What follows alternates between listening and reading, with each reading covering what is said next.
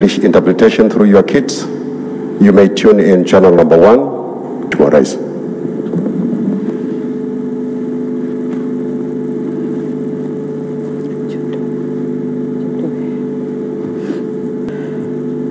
Kunikaribisha niongee machache na wanahabari.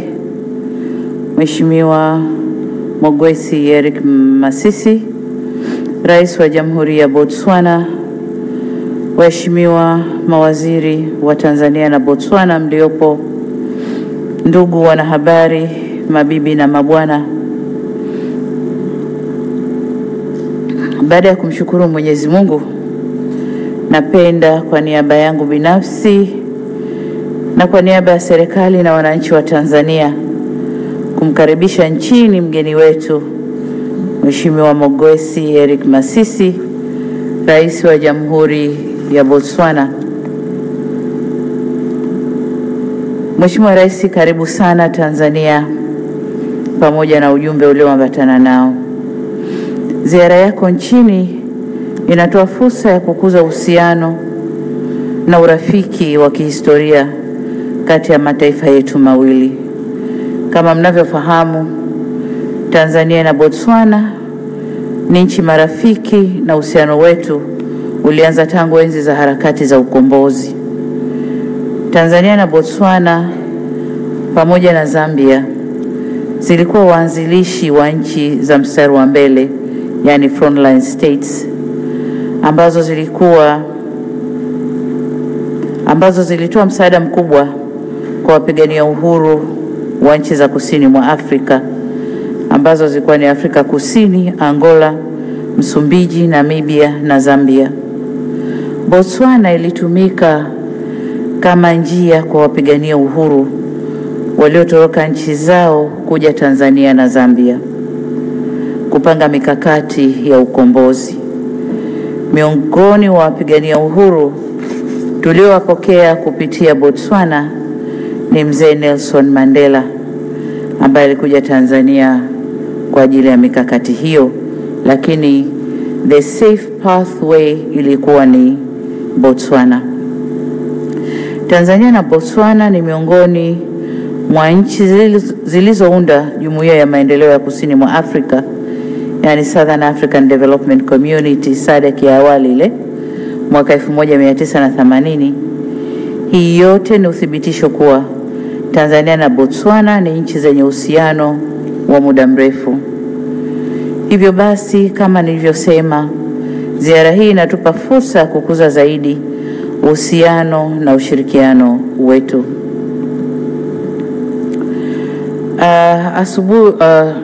Alipofika Mheshimiwa Rais, tulikuwa na mazungumzo ya mmoja kwa mmoja, lakini baada ya hapo tukaingia kwenye mazungumzo rasmi pamoja na watendaji wetu. Ndugu zangu wanahabari, tulioyazungumza katika vikao hivyo ni kama yafuatavyo. Mheshimiwa Masisi alijikita zaidi katika kutafuta namna ya kuimarisha uhusiano na ushirikiano kati yetu, hususan katika nyanja za kiuchumi, na katika hilo tumeangalia eneo la biashara na uwekezaji. Tumeona kuwa biashara kati ya mataifa yetu mawili imeongezeka kutoka shilingi za Tanzania milioni 731 mwaka 2005 hadi kufikia shilingi bilioni 3.5 mwaka huu 2020. Aidha, Botswana imewekeza nchini miradi yenye thamani ya dola za Marekani milioni 231 ambayo imetoa ajira zipatazo 2128 kwa Watanzania. Na miongoni mwa miradi mikubwa waliowekeza ni ule mradi wa Mlimani City. Wengi tunakwenda pale kununua, tunakwenda na watoto wanacheza na nini, lakini ni uwekezaji wa Botswana walioingia mkataba pamoja na Chuo Kikuu cha Dar es Salaam. Nataka nitumie fursa hii kumhakikishia Mheshimiwa Rais kwamba tutalinda mradi ule uweze kuendelea kwa muda mrefu, kwa sababu mradi ule pia mbali na biashara imekuwa kivutio kwa Watanzania wengi. Hata hivyo, pamoja na kuongezeka kwa biashara na uwekezaji, mimi na kaka yangu Masisi tumeona kuwa kiwango hicho ni kidogo sana ukilinganisha na uhusiano tulionao na fursa zilizopo kwenye mataifa yetu mawili. Hivyo basi tumekubaliana kuwahamasisha wafanyabiashara wa mataifa yetu mawili kuchangamkia fursa zilizopo. Lakini pia tulikubaliana kutanua maeneo ya ushirikiano na kubadilishana uzoefu kwenye maeneo mbalimbali. Kama mnavyofahamu, Botswana inasifika kwa kupiga hatua kubwa kiuchumi barani Afrika. Na sekta za uchumi wa Botswana ni madini, yaani almasi, ambapo inaongoza kwa kuuza madini hayo duniani. Lakini haiongozi kwa bahati mbaya. Botswana ilijipanga na kujiwekea mikakati mizuri kushikilia zao lao na kuweza kuuza duniani. Kwa hiyo nasi tumejifunza mengi kutoka kwao na tumekubaliana timu yetu ya wataalamu waende Botswana kujifunza mikakati ya kuendeleza madini yetu nchini kwa ajili ya biashara duniani. Lakini pia Botswana ni wauzaji wazuri wa nyama duniani. Sisi Tanzania tuna madini mengi, vivutio vingi vya utalii na mifugo mingi, lakini hatujafikia nafasi ambayo Botswana wamefikia kwenye biashara hii barani Afrika na duniani pia. Hivyo basi tumekubaliana kushirikiana kwenye maeneo hayo. Sambamba na hayo, ili kukuza na kupanua maeneo ya ushirikiano, tumekubaliana kufufua tume ya pamoja ya ushirikiano ambayo ilianzishwa mwaka 2002 na kufanya mkutano wake wa mwisho mwaka 2009. Tumewataka mawaziri wetu wa mambo ya nje kuitisha mara moja mkutano huu, na kwa sababu kuna magonjwa haya ambayo yanatuzuia kusafiri au kukutana kwa pamoja, basi tutaangalia njia ambayo ni rahisi na itakuwa njia njema kwa nchi zetu mbili kufanya mkutano huu. Lakini ni muhimu mkutano huu ukafanyika kwa haraka ili kuangalia maeneo ya ushirikiano ya kiuchumi na kijamii kwa undani zaidi. Lakini pia tumejadiliana kuhusu masuala ya kikanda, kibara na kidunia, na hasa kuhusu maendeleo ya usalama, ambapo tumekubaliana kuendeleza ushirikiano hususan kupitia taasisi ambazo nchi zetu ni wanachama kama vile SADC, Umoja wa Afrika na Umoja wa Mataifa. Mwisho na kwa kifupi,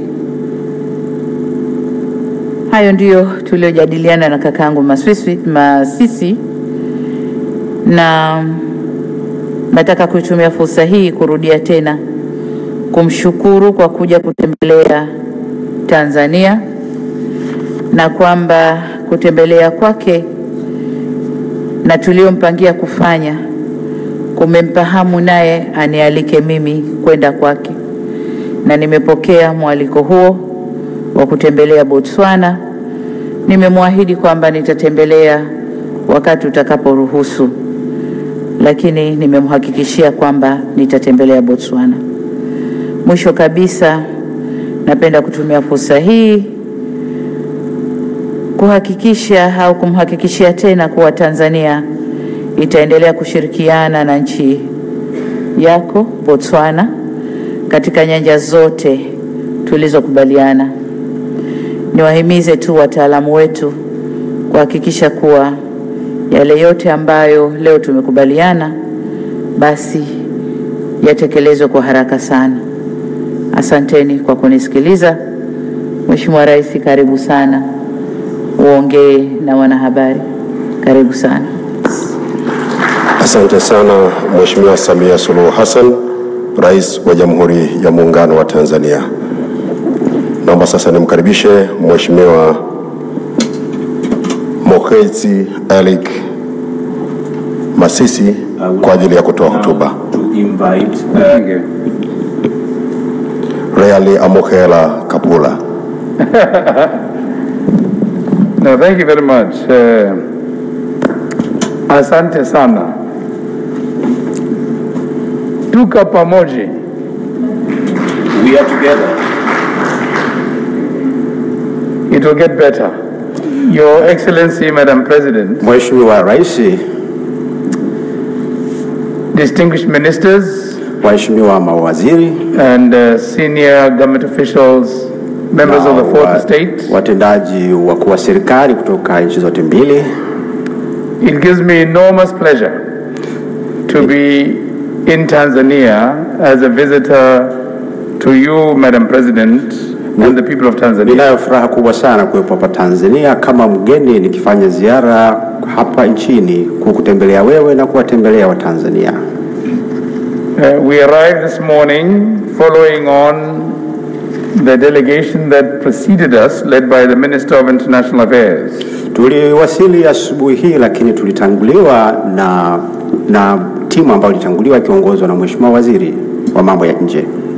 And perhaps before I detail the warmth of reception by those you charged with receiving my minister and his delegation, President Hassan, I ought to take you back a little to the time when we first started relating as colleagues with President Hassan. Kabla sijazungumzia kuhusu makaribisho mazuri ambayo waziri wangu na ujumbe wake waliupata, ningependa nizungumzie kuhusu mahusiano wetu. I served as my country's vice president from 2014. Nilikuwa makamu wa rais wa nchi yangu tangu mwaka 2014.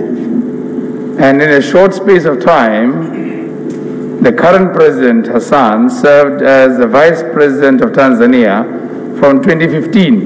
Lakini pia rais wa Tanzania wa sasa Mheshimiwa Samia Suluhu Hassan alikuwa makamu wa rais tangu mwaka 2015. I don't know if it's because our then bosses did not like to travel or were afraid of traveling. Sasa sijui mabosi wetu wa zamani kwamba hawakupenda kusafiri au waliogopa kusafiri. But we were both sent on missions to represent our bosses. Lakini tulikuwa tukitumwa sehemu mbalimbali kuwakilisha mabosi wetu. And so while she represented Tanzania either at the AU or SADC, I too represented Botswana at such meetings. Kwa hiyo Mheshimiwa Rais alipokuwa akimwakilisha bosi wake kwenye mikutano ya Umoja wa Afrika au SADC, mimi pia nilikuwa nikimwakilisha bosi wangu. So we started an unofficial association of vice presidents in the midst of presidents. Kwa hiyo tukaanza kuwa na ushirikiano kama makamu wa maraisi. So this sister brotherhood between myself and President Hassan comes from that. Kwa hiyo udugu wetu na ukaribu wetu ulianzia hapo. I have a lot of respect for President Hassan. Ninamheshimu sana Mheshimiwa Rais. I have a lot of time for President Hassan. Na nina muda mwingi sana kwa ajili yake Mheshimiwa Rais. I have a lot of faith in President Hassan. Na nina imani kubwa sana kwa Mheshimiwa Rais. And more than anything else, I wish the very best for this first female president in SADC. Zaidi ya yote ninamtakia kila laheri Mheshimiwa Rais ambaye ni mwanamke wa kwanza kuwa rais katika eneo la SADC. It therefore becomes an axiomatic duty of mine to be the defender, protector, motivator, supporter, and insurer of the success of President Hassan. Kwa hiyo ni wajibu wangu kumtetea, kumsaidia katika kazi yake Mheshimiwa Rais. You see, if you come from being Vice President with her, you can claim all this. Kwa hiyo kwa sababu nilikuwa makamu wa rais, haya yote inawezekana kuyafanya. And so please let it be known that it's not a false claim. This is a genuine claim. Naomba ifahamike kwamba ninaongea haya kwa dhati kabisa. But the attraction, more than the individual, is the country. Lakini pia navutiwa zaidi na nchi yenyewe. If you look at the top left corner from where I sit, in the middle of the picture, is my founder president. Ukiangalia upande wangu wa kushoto kwenye hizo picha ni muasisi wa taifa letu. And you look to the extreme right of those pictures, is your founder president. Na kulia kabisa kule yuko rais muasisi wa Tanzania. Those excellencies lay the foundation for us. Hawa waheshimiwa marais waliweka msingi wa uhusiano wetu. Mwalimu Julius Nyerere, Salaam.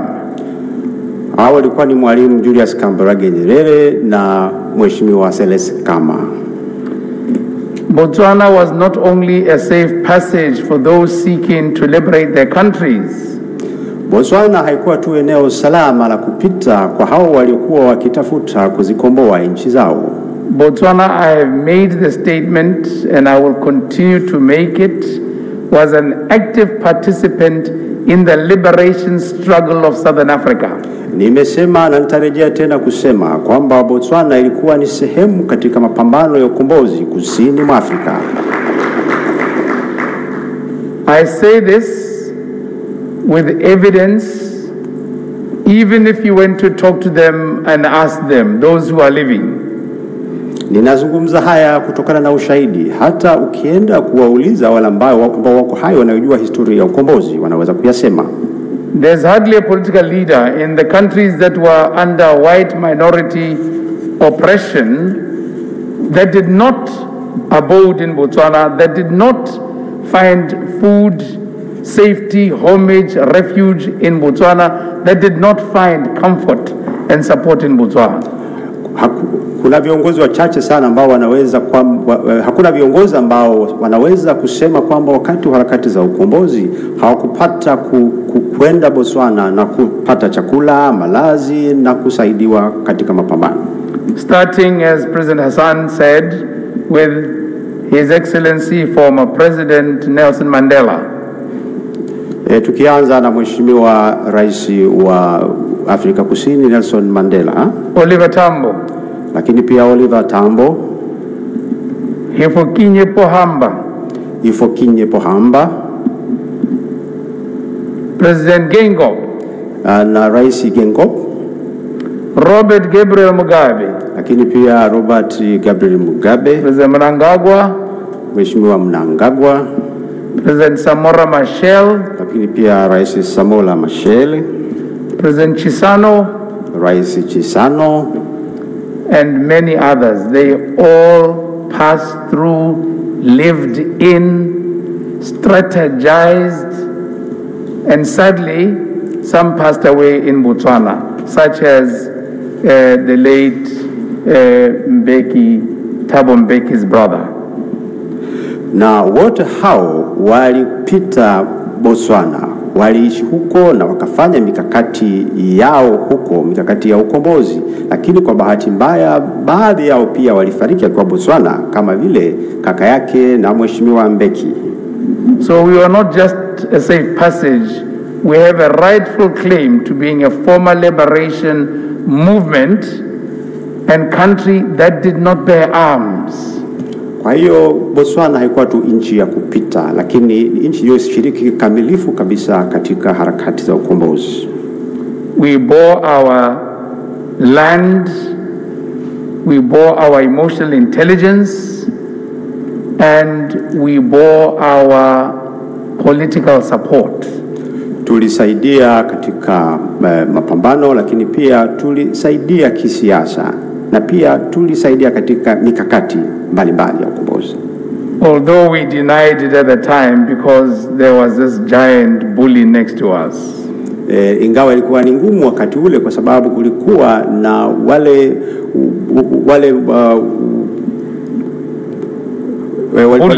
waliokuwa wakisimamia mfumo wa ubaguzi wa rangi kusini mwa Afrika.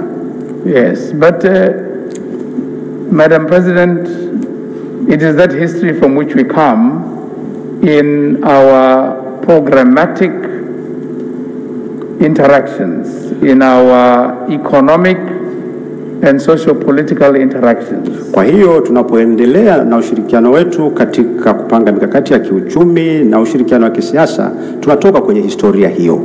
And our job is to grow it, and grow it we will. Kwa hiyo ni lazima tuendelee kukua. And the reason for wanting to grow it is because we have an onerous responsibility to make sure that you lead Tanzania for the benefit of the Tanzanians, I lead Botswana for the benefit of the Botswana. Ni lazima tuendelee kukuza ushirikiano huo kwa sababu ni lazima uweze kuongoza Tanzania kwa manufaa ya Tanzania, nami niongoze Botswana kwa manufaa ya Botswana. But we do this so that it is mutually reinforcing. Kwa hiyo tunasaidiana. And so we have directed our ministers of international affairs to work on the revival of the Joint Permanent Commission of Cooperation within 3 months. Kwa hiyo tumewaelekeza mawaziri wetu wa mambo ya nje kuweza kufufua tena ile tume ya ushirikiano na waanze kukutana ndani ya miezi 3. They dust up and refresh those areas of cooperation you and I discussed. Ni lazima wayabainishe maeneo ya ushirikiano ambayo mimi na wewe tumeyajadili. From collaboration in the defense security sector, sports, environment and tourism, agriculture, food production, livestock medicine production, including COVID and the responses thereto, and economic development. Katika sekta mbalimbali za uchumi na ikiwepo hasa utalii, mifugo, lakini pia masuala ya usalama, ulinzi na usalama, na pia swala la corona. Education and political participation, collaboration would also underpin this lakini pia tutashirikiana katika eneo la elimu na siasa. And yes, Madam President, in the event that anybody suspected that you are inviting yourself to Botswana, it is I who invite you. Na Mheshimiwa Rais, kama kuna mtu alidhani kwamba unajialika mwenyewe kuja Botswana, nataka nitamke kwamba ni mimi ninayekualika. I invite you as a friend representing the Tanzanian people and as a sister. Ninakualika kama rafiki unawakilisha wa Tanzania, lakini pia kama dada yangu. Come with your delegation, we will share with you how we mine and how we benefit from the mining. Njoo ili tuweze kushirikishana uzoefu wetu kwenye sekta ya madini, namna ambavyo tunachimba madini na namna ambavyo tunanufaika na madini. We will share with you, expose you to, make you see and experience what our diplomatic relations have done for us to do with water that comes from Angola and how we use it. Utakuja kujionea mwenyewe namna ambavyo mahusiano yetu ya kidiplomasia yametusaidia kupata maji kutoka Angola na namna ambavyo tunayatumia maji hayo. But more than anything else, come my sister, so we build much stronger relations between Botswana and Tanzania. Lakini zaidi ya yote ninakukaribisha dada yangu uje ili tuweze kujenga ushirikiano mkubwa zaidi kati ya Tanzania na Botswana. Botswana is a very short while away. Botswana ipo karibu sana. You can have breakfast in Salaam or Dodoma and have lunch in Botswana. Unaweza kupata kifungua kinywa Dar es Salaam au Dodoma na ukala chakula cha mchana Botswana. We are also very nice people. Na tuna watu wema sana. We will look after you. Watakusaidia. As you have looked after us. Kama ulivyotukirimu sisi. So I really want to confirm that the purpose of this visit is to cement these relations. I also want to share with the Excellency the experience I've had as chairman of the organ of SADC in matters to do with peace and security in the region. Kwa hiyo kimsingi ziara hii ni kwa ajili ya kuimarisha zaidi uhusiano wetu, lakini pia ningependa kushirikisha uzoefu wangu kama mwenyekiti wa asasi ya Troika. And I'm also coming to confirm their support for the candidate, which now is their candidate for the position of Executive Secretary of SADC. Lakini pia nashukuru kwa kuthibitisha kumuunga mkono mgombea wetu wa nafasi ya katibu mtendaji wa SADC. But it's a real pleasure to be in Tanzania. I really love it. We love you. We wish you could stay longer. Asante sana. Ninafurahi sana kuwepo Tanzania. Tunawapenda na tungependa tukae muda mrefu zaidi. Thank you.